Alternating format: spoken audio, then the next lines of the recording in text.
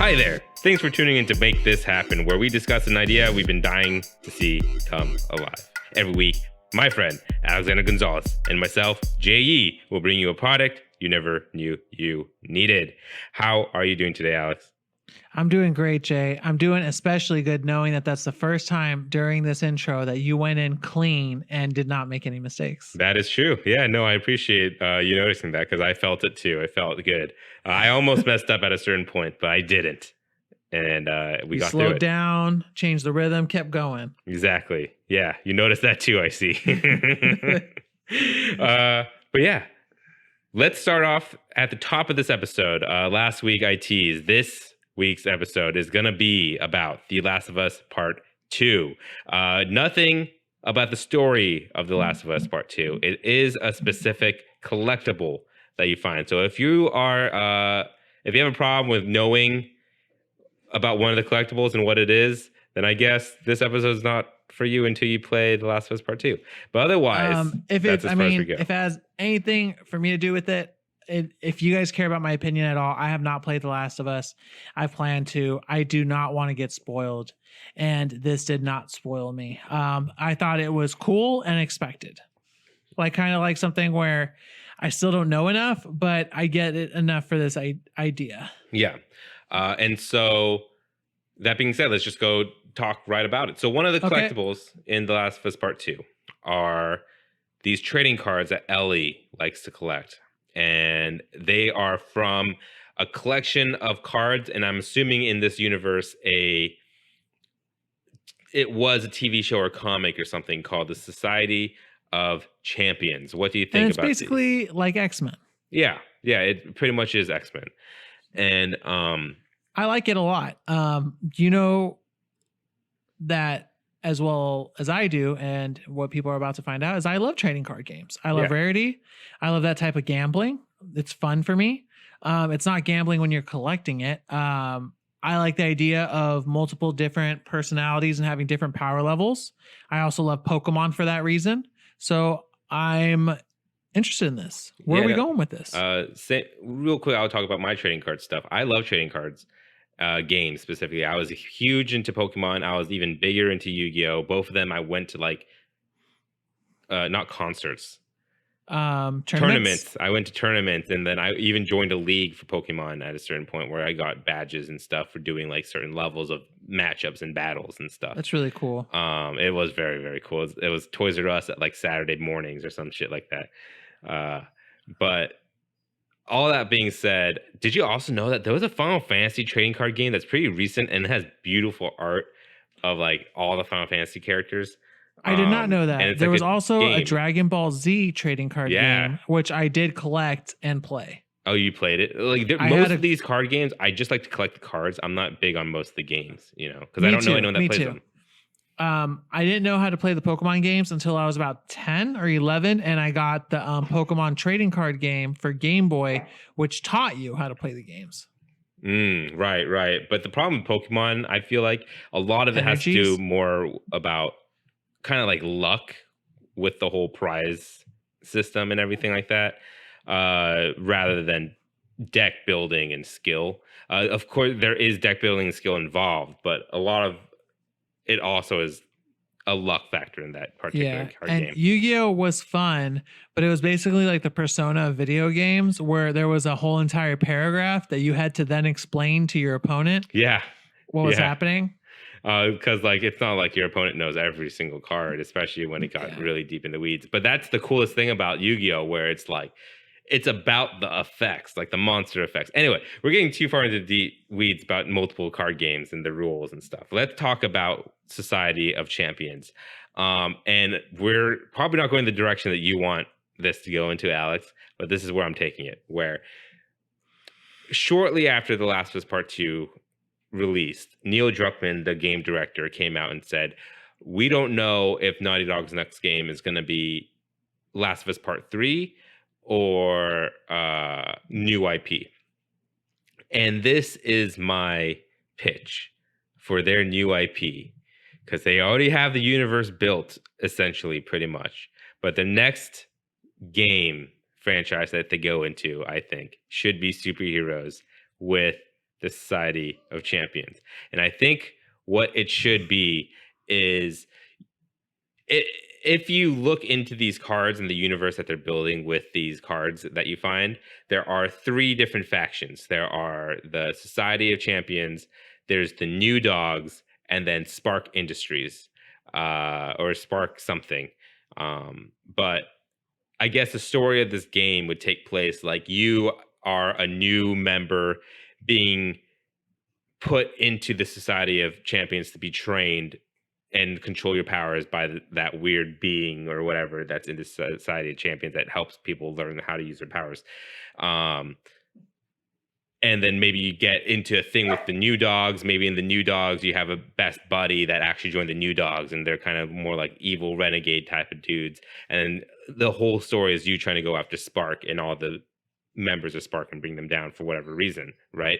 And you fight all these bad guys along the way, and there's a whole story building. And like Naughty Dog style, this definitely has to be like a narrative driven game where they're trying to tell a story. And it's like the Uncharted and Last of Us set pieces.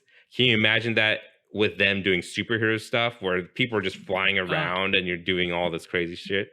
Yeah, I'm thinking it would be great for battlegrounds where there's multiple, like especially maybe a final battle where there's multiple villains from Spark battling multiple heroes from New Dogs, and you're kind of going through this huge battlefield, witnessing multiple battles and having an effect as maybe you're chasing down the enemy you're supposed to be facing or the objective. Right. Like it's like kind of like in one of the Uncharted games, I don't remember, but there's like a whole on almost like war happening while Drake's just running through while all this shit's happening all around him.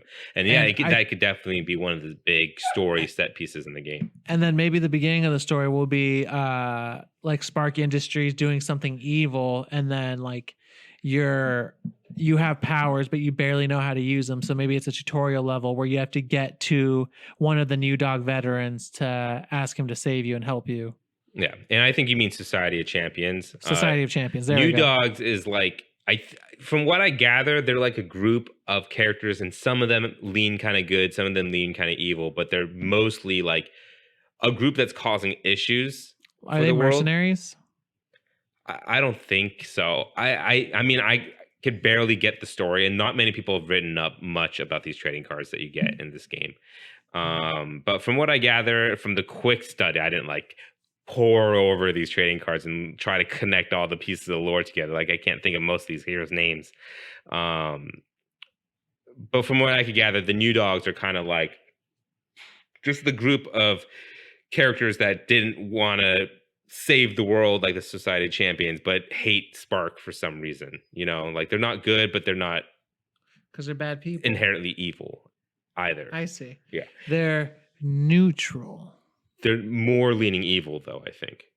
Anyway, evil but neutral evil. And there are a lot of neutral characters in this universe. A lot of them don't have any associations at all. And then there's also aliens and stuff involved in space travel, because I think they mentioned Titan, which is like a moon of Saturn or Jupiter or something. So there's like people that are from other areas of the space as well in this universe. So there's going to be definitely space travel in whatever the story that Naughty Dog will create. And of course, this is definitely going to be like more, because Naughty Dog likes to say stuff in this game. So I feel like it's going to be very like equality, is hero superpowers good or bad, kind of like, you know, Avengers or like there's going to be if you're playing a superhero game by Naughty Dog, you better be ready for that superhero to have life problems. He or she is going to have to deal with interpersonal relationships and also the impact their powers has on society as a larger effect.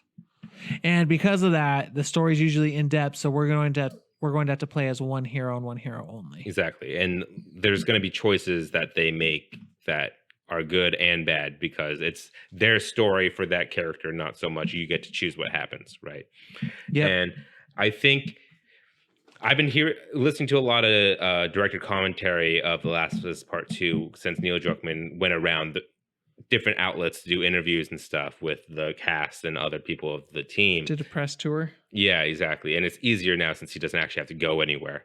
Um, and he mentioned The Last of Us Part 2 at first they envisioned as an open world game.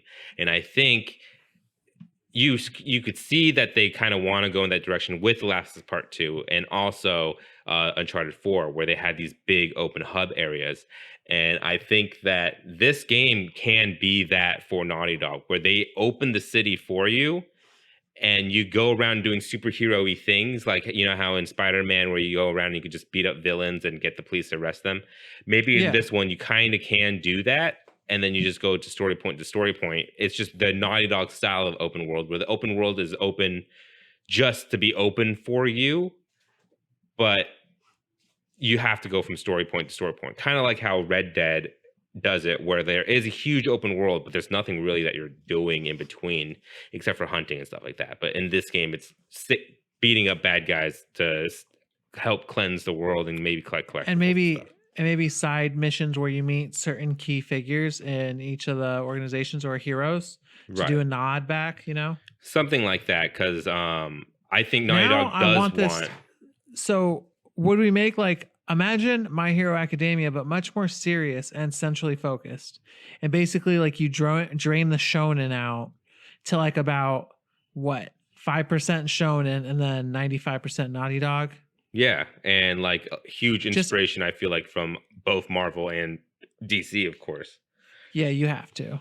And I feel like there could be a part of this game where, because Uncharted and The Last of Us, I feel like they aren't really in the same universe, but they could be. And I don't think they ever said if they are or not, but it could be that they're all in the same universe.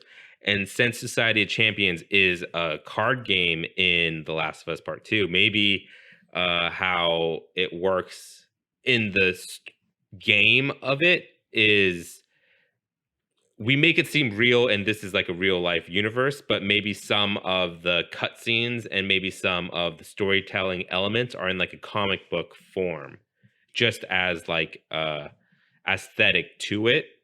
But otherwise, we don't really say that this is all like a comic book story that you're just a kid's just reading. Like there's not going to be like the Lego movie end like that, where this is all just the imagination of a kid type of thing. It's And his dad, yeah. yeah, it's just a aesthetic comic book look to it, you know. Okay. Yeah, I like that. And this is of course going to be on the PS4 because PS5 at this point, I feel like, PS5. because Naughty Dog, if they were to get started on their new IP, if we take it like I'm trying to pitch this as Naughty Dog's next idea, you know, and if Yeah, they pick so it this would up be now, PS5, it would yeah, be for PS5 for sure. Even PS6 maybe, you know. Who knows how long the next Naughty Dog game will take. I don't think it's going to take that long. I was thinking about it, I was like, it'll be PS5, but well into its cycle. Okay. So we got the heroes down. What kind of fighting is it going to be? What kind of is it? I picture it third person action because that's Yeah, but what it it kind of maybe has to be. since Naughty Dog does have a huge like their mechanics are focused around guns, you know, that's how their engine probably works. It's definitely your hero, the character that you play is definitely going to be like a projectile based hero, probably, you know, like maybe he could shoot lightning through with his hands or something like that. And speaking of combat, I think in a lot of Naughty Dog games there are really cool moments where like in Uncharted, where you're doing a fight with one of your buddies there and they do cool like combo moves and stuff, you know, where it's like you're in the middle of a Yeah. fight and then a cutscene happens for like 2 seconds where it shows like a cool thing, or they even put it I don't know how they do it, but they program it in the game where at a certain point in the story the enemy is here and you're here, and it just happens where it just magically has a cinematic moment, you know. And reading a lot of the cards, there are really cool things where they match up some of the powers to like work in those heroes' benefit. So I think some of the combat, like especially like the boss combat in this, is you're doing your superpower, and then another Society of Champions hero does their superpower. and then it collides with yours to like do a super cool like set piece thing. You know what I mean? So maybe you'll be able to take out different Society of Champions heroes out with you. I don't think it's going to be like an RPG thing where it's like, they'll just be there as part of the story. Yeah, it'll be written in. It's a story written in thing where this hero is here and he's gonna be there all the time, and there's gonna be like dialogue, and they're gonna they have a fight together and they shoot.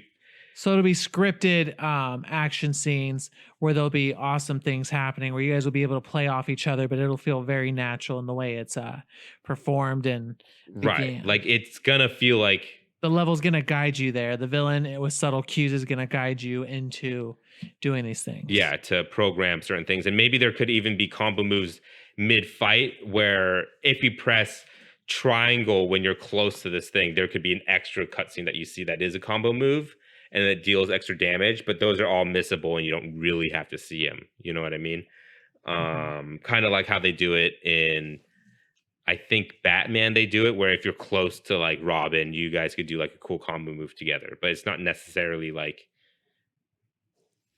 scripted. It's just something that happens when you're nearby someone, you know, and you just press a special button.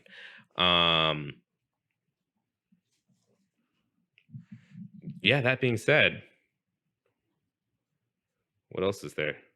I feel like nothing else. I mean, I like where it's going. I like the combat. I can't help but think Kingdom Hearts 3 combat would be really like lent really well to a superhero game. Yeah. To make it flashier, but otherwise, yeah, it sounds great. Like I think in terms of there had to be some big gimmick in terms of its powers. I was thinking maybe, but I don't want to make up a hero since they have so many. Like, and also I don't know what power would lend best to whatever Naughty Dog would want to say, you know. But obviously, there's gonna be travel exploration mechanics that use your hero's ability to explore the world and solve puzzles, environmental puzzles and stuff like that to get to the next part of the level or find a special collectible. And with The Last of Us Part 2, the upgrade tree gets so elaborate. That's probably something you could start doing in this game where you could start choosing different hero skills to evolve and make better, you know? And that'll be like the progress your hero is making as they're going through the story. You could unlock new abilities that make it easier to fight and stuff like that, you know, and maybe even unlock new ways to fight and new things to easier to fight, new ways to use your power. Yeah. And maybe like something kind of like a spider sense. Like if your character was a lightning person, he could feel the superchargedness in the air or something to feel. So can predict an attack or can predict like danger. Yeah. But yeah, I think I got the gist of it. I did want to mention one of the powers I remember was really cool. Is there's two characters. One was called Bizarre Hera or something, where all her muscles got super big, so she's just pretty much Juggernaut from X-Men. And there was another character who was super frail, and she like if you like even like touch her, she could just break every bone in her body, right? But if she touches someone, her and that person becomes invincible. So there was like a arc, I guess, in the comic or TV show or whatever Society of Champions in The Last of Us was, where those two team up because she just hangs around her neck and then they're both just invincible. You know what I mean? And I just think there would be cool mashups like that for our hero and our enemies in this game. That would just be cool to see. Yeah, definitely. Where you get to see the combos work together that way. Yeah. All right. Well, Naughty Dog, make this happen. Thanks for listening. If you have any suggestions or products you'd like to see talked about, feel free to write in at @poundgames@gmail.com. We have a Patreon. If you'd like to join the @pound family, please find us at patreon.com/wearenotgamedevs. Patrons receive episodes 2 days early, meaning make this happen gets to your ears that much sooner. If you enjoyed our show, why not take a second and give us a review? We're on Apple Podcasts, Spotify, Google Play Store, and more. Catch you guys next Sunday with special guest Dusty Hill from Shouting in Place. He'll be here with, of course, knowing Dusty Hill, a Pokemon franchise. So stay I tuned. didn't put him up to this. He did it on his own.